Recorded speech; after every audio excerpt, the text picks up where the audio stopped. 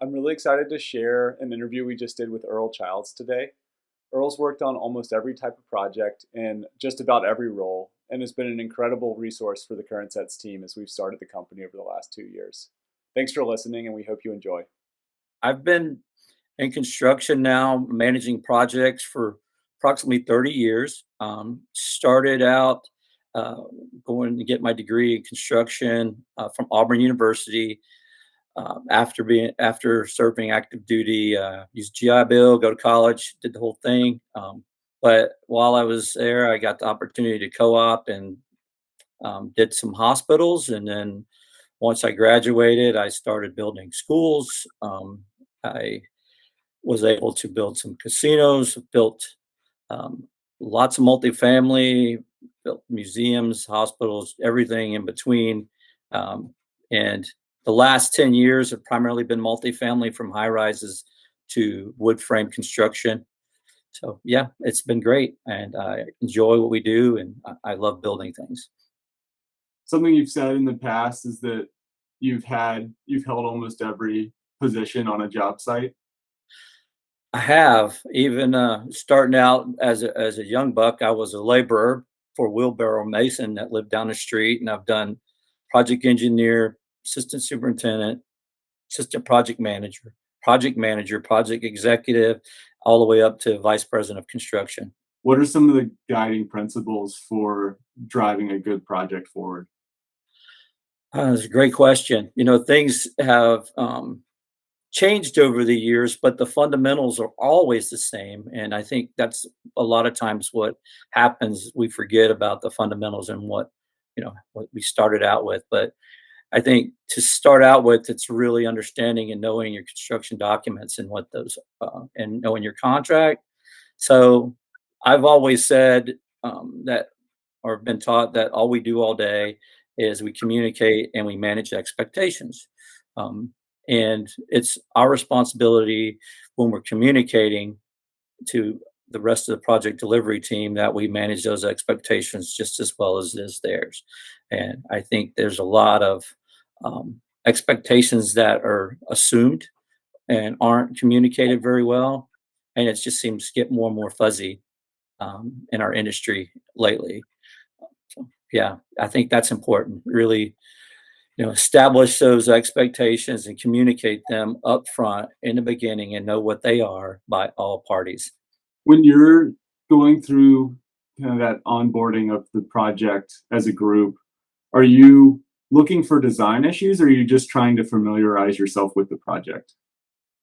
What starts off with familiarizing yourself with the project.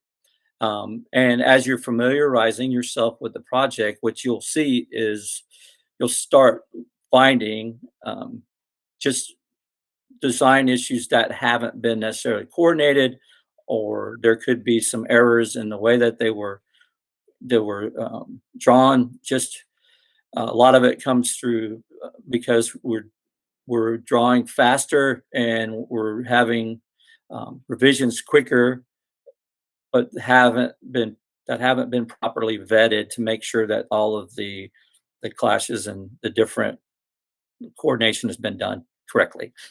As a general contractor, do you have a specific list of checks that you're performing, or how do you draw on your experience to make sure that you're checking all the things that may have burned you in the past?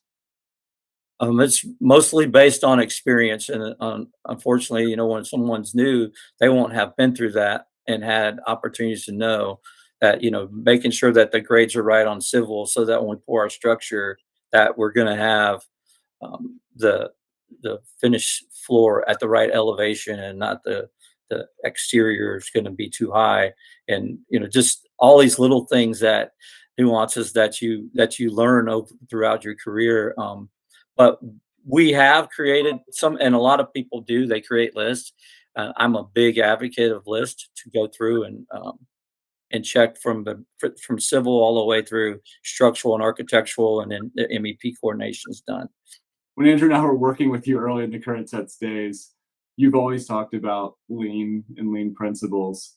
Can you talk a little bit about how you were introduced to lean and how that's influenced your career? Absolutely. I'm very passionate about it. I was introduced to lean construction in 2001, so I was an early adopter. It wasn't introduced to our industry until 1998. Um, and my vice president of operations had just came back from a lean construction seminar where Greg Howell and Lynn Ballard, who were the founders of lean, actually taught at this seminar. And he gave me this binder, which I still have to this day. That he said, "I want you to learn this, and I want you to teach it to everyone else." And I said, "Okay." I was a young PM at the time, and I took it as an opportunity to grow and to learn. And once I started studying it, I discovered its history and learned a lot about lean manufacturing and how it was created based on Edwards Demings, who taught it to Toyota and the other Japanese manufacturing companies after World War II and helped them rebuild.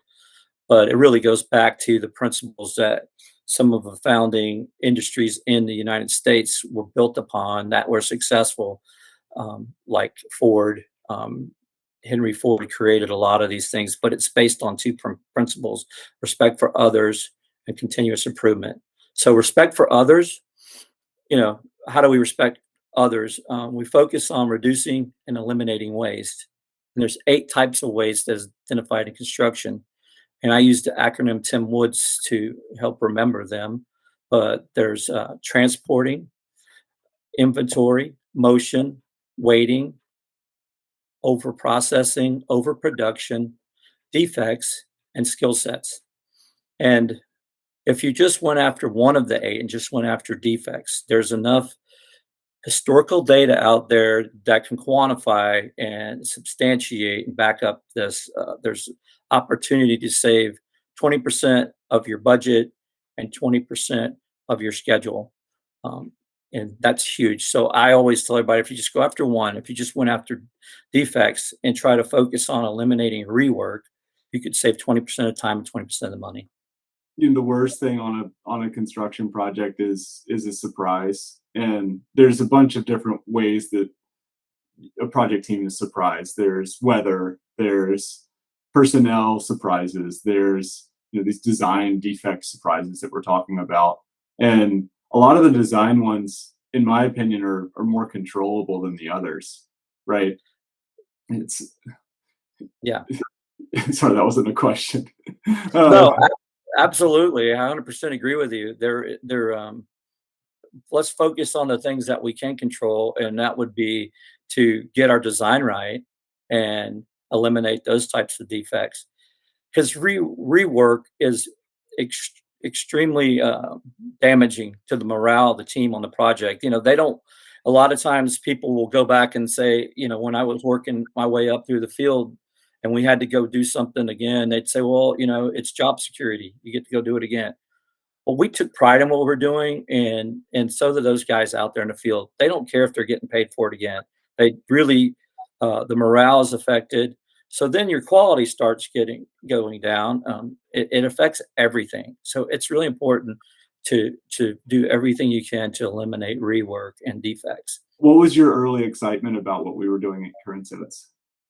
Well, I'm extremely excited about what Current Sets is doing, and early on, what I saw was an opportunity to improve our industry, and help reduce or eliminate waste. And I thought that what you were doing was going to change a way that we do a lot of things, and it's really surpassing my expectations every day. I know that you've improved every aspect of it, and I look forward to seeing where it goes because I think it's a great opportunity. Now, a lot of this goes back to the reason: how did we get here? And how did we get here? Well, the project delivery approach has changed over the last 30 years for me. A majority of projects when I first started out were all stipulated hard bid projects, which meant that our contract documents were all inclusive.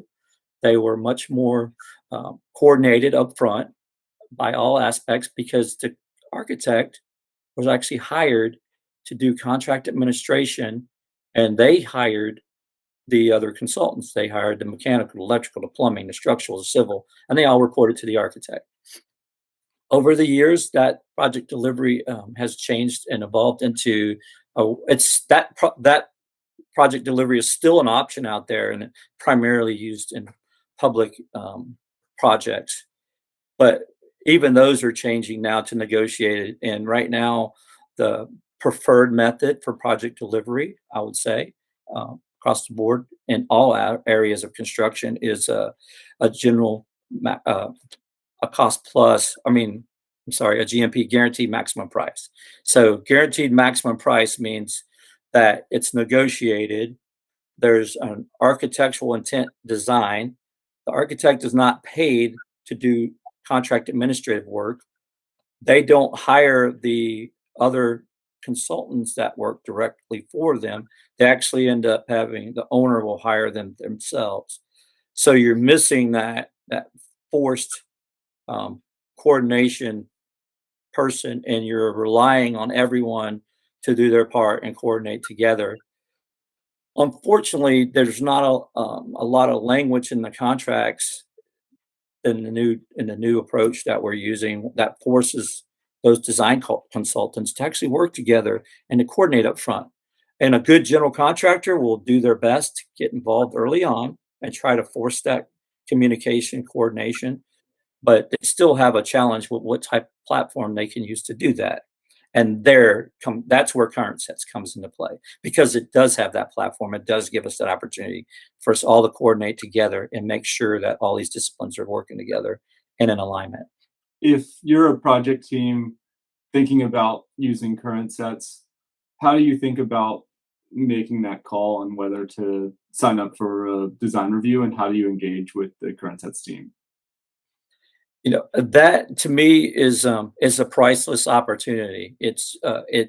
I think I would start as early as possible, reach out to current sets, get these guys on board and get them started with your project so that you can avoid a lot of waste, a lot of wasted time, a lot of wasted money, and just, even if it's just picking the low hanging fruit, it more than pays for itself 10 times in my experience and based on what I've seen, just by the amount of rework it will save you.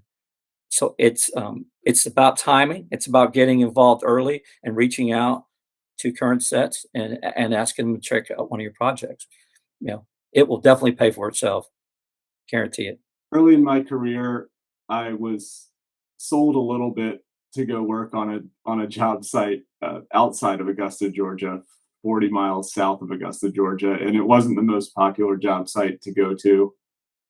My boss's boss told me, to be a good design engineer, you need to work on site for 4 years, and then you need to work in the home office for 4 years. So he was definitely selling me a little bit to go and live in in a rural area and build a nuclear plant. Do Sure. you, but it was a valuable experience. I was a design engineer on site issuing design, and then the superintendent would come back if there was issues, and I would know about it. And my feedback loop was extremely, I couldn't hide behind my computer. I wasn't in the home office, and I got a real sense for what moves the field forward.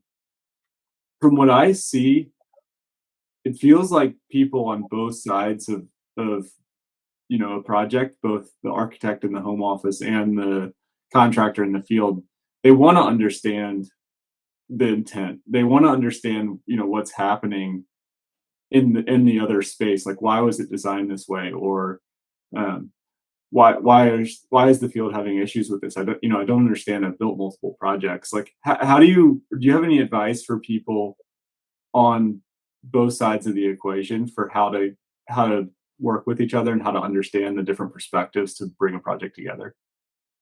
Absolutely. That's a very great point. And I think there's a lot of good intentions. And I agree with you that, the majority of people that work in this industry, hands down, some of the best people I've ever worked with. And they're they're like family. They really care on all sides of the table. And one of the things that I do when I first start a project is I really try to reinforce that we are one team. One team. All together, we are one team. There is no us versus them. It's all we as together. We will build this project and we'll deliver this project together. I think it's the spirit of cooperation and focusing on that that allows us to accomplish great things because then you create synergy. I've done a lot of things like where we would create a charter, we'd do some partnering up front, we'd establish what those goals are going to be together and how are we going to evaluate if that project is successful or not. Is it a monetary thing? Is it a schedule thing? Is it a quality thing? It means different things to each of us, and I think everyone needs to be able to sit at the table and decide what those things are that are important to them, and then find the ones that we can all agree on and focus on the win-win so everybody wins. And I think that's what software like current sets will enable us to do even better. So I'm really excited about that. And I think it's a great opportunity for us. Do you have any parting words for us? I think we've covered most everything in 30 minutes, and we're coming up on the 30-minute mark. Now, I think the most important thing is get involved as soon as possible and take take advantage of this opportunity that will change your project and make it more successful. And you will be extremely grateful for using this service. It will pay for itself, and I can't wait to see what it does to our industry as people start realizing that this is something out there, that a tool that they can use to make their lives better and their projects better. So thank you for taking the time to talk with me, and look forward to see where you go with this. Thank you for all the help over the last 2 years, and we're excited for the many to come. Thanks, Earl. Absolutely, my pleasure. Thank you. Bye. Have a great day. Bye bye.